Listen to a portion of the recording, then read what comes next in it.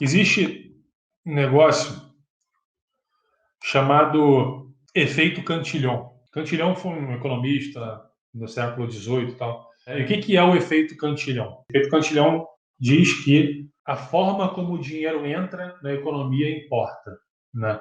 Muitas teorias econômicas que são consideradas ainda hoje em dia, elas supõem que a inflação acontece de forma homogênea para todo mundo, para todos os produtos, todas as pessoas, enfim. A inflação acontece igual para todo mundo, né? Aí o governo vai lá e mostra o índice de inflação. Ah, o IPCA foi 4,5%, não sei o quê. E aí você até tem essa impressão também de que a inflação aconteceu, 4,5% para todo mundo, na média e tal. Só que não é bem assim. A inflação não acontece de forma homogênea. Ela acontece de forma heterogênea e depende da forma como o dinheiro entra na economia. E como que geralmente o dinheiro entra na economia? Em primeiro lugar, ele entra através do Banco Central. Então, o Banco Central é o agente que cria o dinheiro. Ele cria o dinheiro, em geral, ele compra uma dívida de algum banco, ou até a dívida pública que está no balanço dos bancos, e assim ele coloca o dinheiro no sistema. Então, o Banco Central ele vai lá, ele cria esse dinheiro, que hoje em dia não é mais impressão, a gente fala impressão só como uma forma de falar, mas hoje em dia é simplesmente um lançamento contábil, é eletrônico. Ele cria esse dinheiro e a forma como ele injeta o dinheiro no sistema, na economia, é comprando ativos dos bancos. Antigamente, eles compravam diretamente do Tesouro Nacional a dívida pública. Então, de um lado, o Banco Central criava o dinheiro, do outro lado, o Tesouro Nacional criava os bons, os títulos públicos, e aí eles trocavam. O Banco Central dava o dinheiro para o Tesouro Nacional dava a dívida para o Banco Central e virava devedor para o Banco Central, né? E aí o Tesouro Nacional, que é basicamente o governo, ia lá e usava esse dinheiro, colocava no sistema. Hoje em dia, como é que funciona? O Banco Central cria o dinheiro e ele compra ativos dos bancos comerciais. Então, os bancos têm lá, eles podem até comprar os títulos públicos, mas os títulos públicos que estão no balanço dos bancos.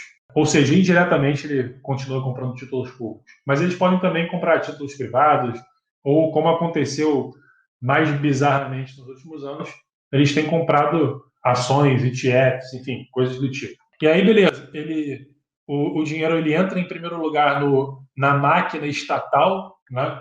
O funcionarismo público, enfim, toda a máquina de funcionamento estatal, as empresas públicas, os órgãos públicos e tudo mais.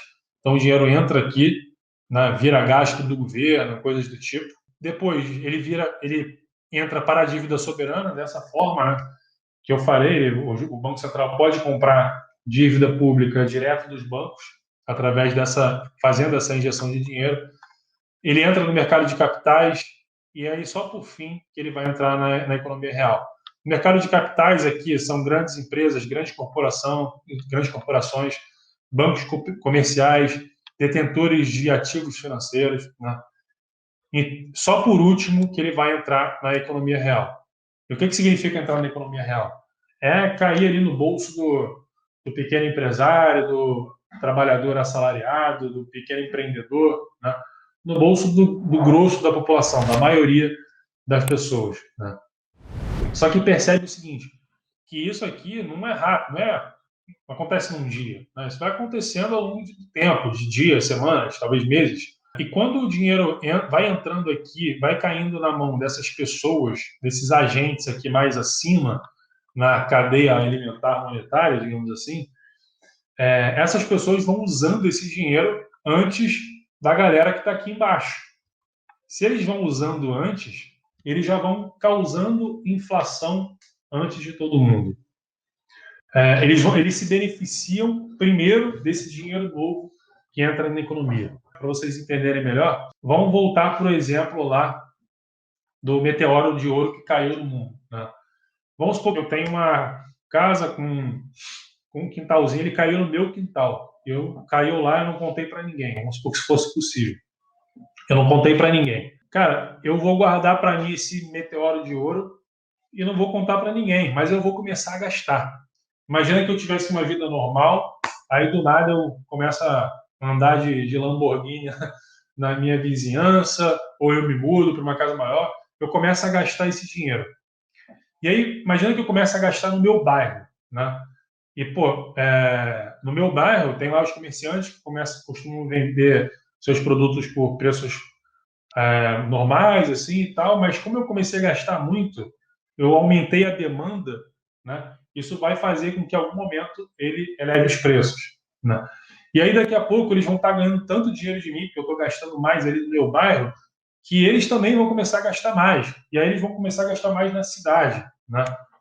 E aí depois, enfim, todo mundo naquela cidade vai estar ganhando tanto dinheiro e os preços vão estar maiores e tal, eles vão começar a gastar mais no país e assim por diante, tá? Então, à medida que eu comecei ali a causar uma demanda maior de produtos e serviços e tudo mais na economia, eu comecei a causar essa pressão inflacionária nos preços. Os preços começaram a subir, né?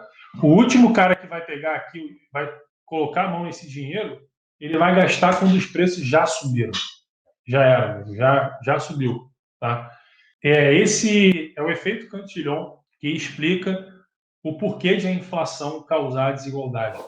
Porque essa galera aqui, ela se beneficia do dinheiro novo que entra na economia e os últimos aqui, eles vão, na verdade, se prejudicar com esse dinheiro novo que entra na economia. Porque os salários e tal, eles não aumentam na mesma velocidade que a inflação acontece. A inflação acontece todo dia tem inflação. Aí, uma vez por ano, uma vez a cada 2 anos, sei lá, o cara consegue ter uma renda maior e tudo mais. O aumento da renda não acontece no mesmo ritmo dos preços. Esse é o mecanismo que causa a desigualdade.